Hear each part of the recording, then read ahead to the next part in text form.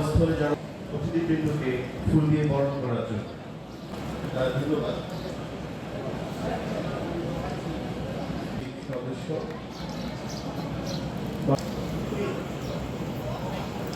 আমাদের বিশেষ অতিথিকে স্বাগত জানাই।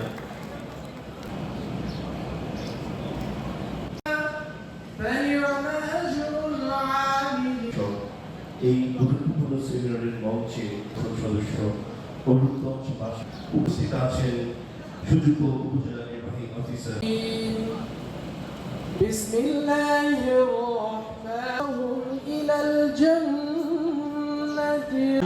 প্রধানমন্ত্রী মহোদয় এখানে উপস্থিত আছেন, সে কারণে শিক্ষার্থী সম্পর্ক, অভিভাবকদের সম্পর্ক এবং শিক্ষা ব্যবস্থার আইন শৃঙ্খলা বাহিনী ও গোয়েন্দা সংস্থার কর্মকর্তা আজকের সেমিনারে শুভেচ্ছা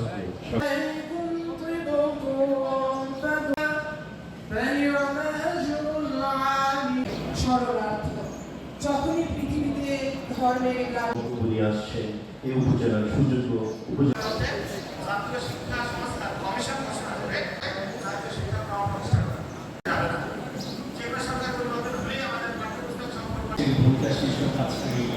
সেমিনারে প্রধান অতিথি হিসেবে উপস্থিত রয়েছে মোস্তাফিজুর রহমান ভূঁইয়া, দীপু মহোদয়।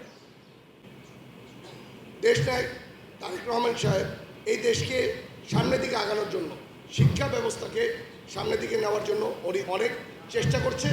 ওনার চেষ্টার মাধ্যমে বাংলাদেশের শিক্ষার নতুন একটি ধারা ইনশাল্লাহ আমরা দেখতে পারব।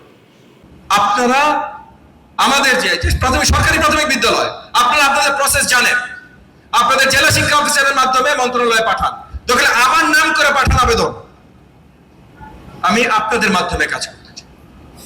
ওই দিন শেষ, মন্ত্রণালয় উপরে বসে একজন একটা জিনিস চিন্তা করবে, স্বপ্ন দেখবে, মনে করবে এইটাই বাস্তব হয়ে যাবে, সবাইকে বলে দিবে, শিক্ষা ব্যবস্থা একদম শেষ, যাতা হয়ে যাবে।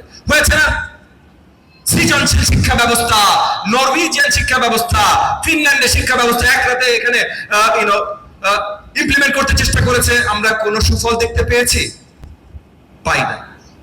তো আমরা দেখতে চাই আপনারা যারা একদম গ্রাউন্ড লেভেলে, মানে একদম শিক্ষার্থীদের সাথে, শিক্ষকদের সাথে, স্ট্রাকচারের সাথে, গার্ডিয়ানদের সাথে ডিরেক্টলি যারা আপনারা ডিল করছেন, যাদের নেতৃত্বে আসলে স্কুলগুলো বড় হবে, তারা আসলে নেতৃত্বর দায়ভার নেয়। সরকারি কর্মচারী না। হ্যাঁ, হইতে পারেন ভাই সরকারি কর্মচারী, বেতন সরকার দেয়, বেতন তো আমাকেও সরকার দেয় ভাই, বেতন তো সেই হিসেবে আমাদের দীপু ভূঁইয়া সাহেবকেও সরকার দেয়, কিন্তু সরকারি কর্মচারী না। একজন জাতীয় লেভেলে, মানে দেশ জাতির জন্য নিবেদিত প্রাণ হয়ে আপনি আপনার স্কুলের নেতৃত্ব দেন। সেই নেতৃত্ব দায়ভার যখন আপনি নেবেন, সেটার দায়িত্ব যখন আপনি সঠিকভাবে নেবেন, সেটার জন্য আমাদের কাছে চাইবেন, তখন আমরা শিক্ষা ব্যবস্থাটাকে এগিয়ে নিয়ে যাব।